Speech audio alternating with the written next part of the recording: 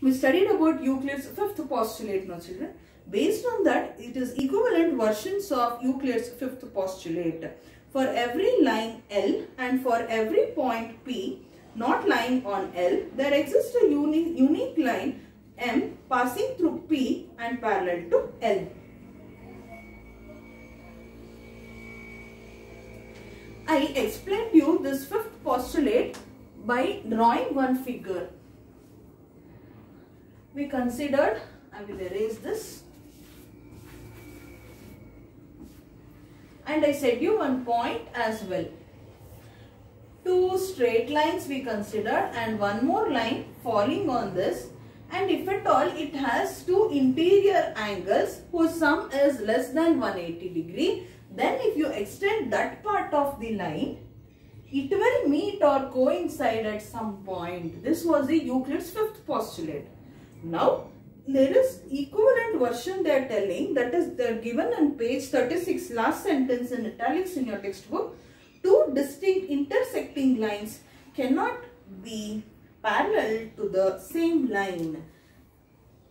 That is what the statement says.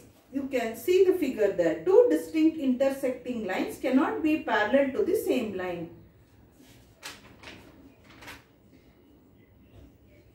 They have given one figure here in your textbook. Let me draw it for you.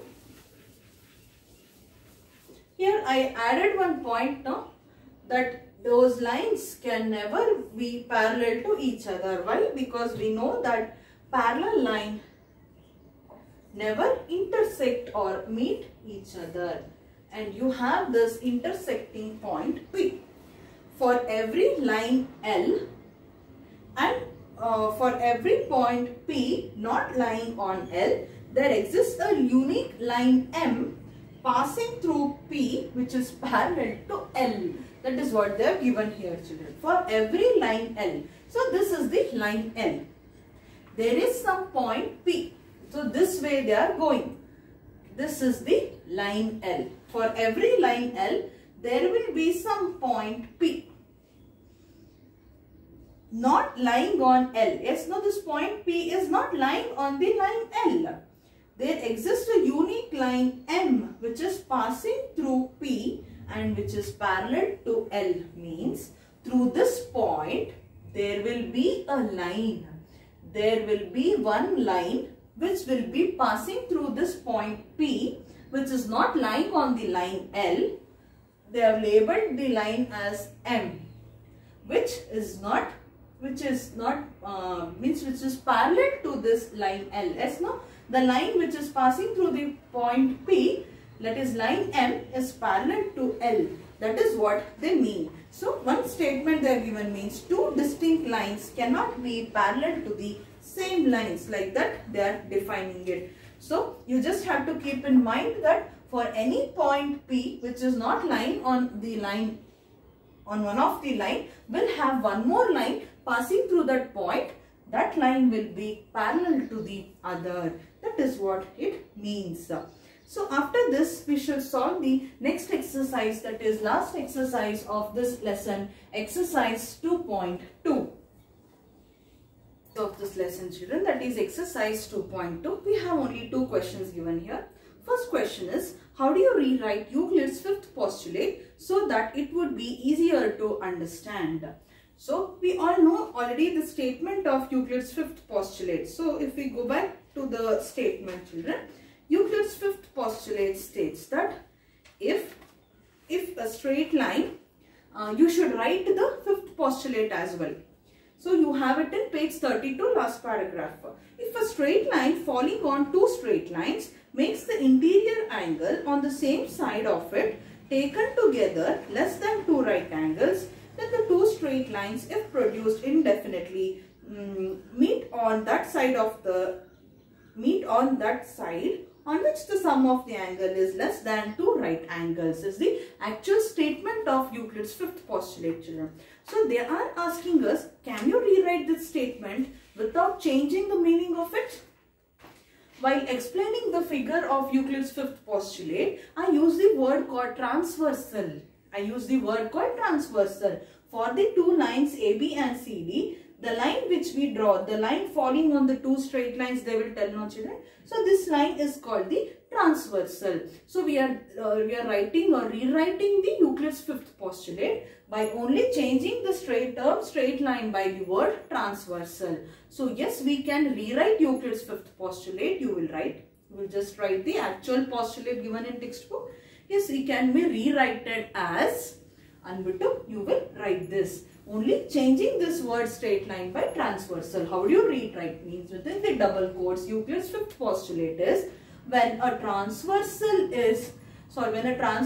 intersects two lines and the sum of the interior angle is less than 180 degree on that side of the transversal, then the straight line meet on that side of the transversal produced indefinitely. Anta, we will rewrite. So what does it mean? If at all a transversal is drawn to any two straight lines, and if the interior angles, that is P and Q, are interior angles here, if the sum of the interior angles is less than 180 degree, and if the line is produced on the same side of the transversal, then they will meet or coincide at one point. That is what it means. That is Euclid's fifth postulate. So angle P plus angle Q, the sum of interior angle, that is angle P plus angle Q, if it is less than 180 degree, then if you produce these two lines, then AC will meet. AC means this will meet at some point. Hence we can rewrite the fifth postulate. That's all.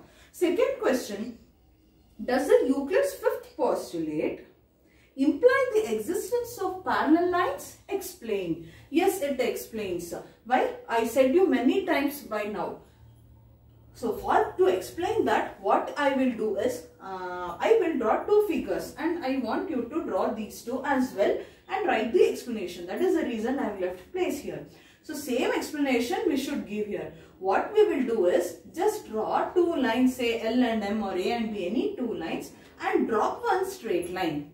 So that is the transversal. That is the transversal drawn to the straight line. The transversal drawn will give rise to four interior angles. I have labeled them as angle 1, 2, 3 and 4. Angle 1, 2, 3, 4 are the interior angles.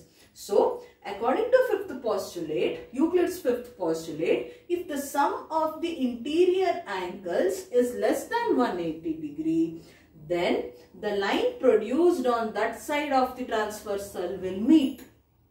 I said no. What happens if the angle is more than 180 degree or equal to 180 degree? If it is equal to 180 degree, what will happen? Then the lines, if extended on that side, they will never meet each other. Lines which never meet each other are nothing but the parallel lines. Hence, Euclid fifth postulate gave us the introduction to the idea of parallel lines as well. That is what we need to explain here. So, you will draw this figure and write, if angle 1 plus angle 3, sorry, see I am writing, angle 1, sum of interior angles, angle 1 plus angle 3, if it is less than 180 degree, and if the line is produced, then they will meet at some point. Then for this figure you will write, if angle 1 plus angle 3 is equal to 180 degree, you know how to represent 180 degree. It is a straight line. Yes, no? So it is a straight angle. It is called straight angle also. Now, if at all we consider the sum of interior angles to be equal to, if less than 180 degree, then if you extend it, they will meet. If it is equal to 180 degree, then if you extend the lines indefinitely on that side of the transversal, the lines will never meet each other. If the lines are not meeting with each other, means obviously they are parallel lines. Like this one sentence you will write, children. In this case, the lines will never meet each other. It means they are parallel lines. So that is about exercise 2.2, and this completes the chapter Euclid's Geometry. I want you all to write the classwork. It is very small chapter. And next, the remaining chapters, what we have, 3 more chapters we are left, children. Those are also on geometry. More of geometry chapters you have this year. So next I will be starting with triangles chapter. So by the time I start with next lesson, please complete this lesson and keep your notes ready.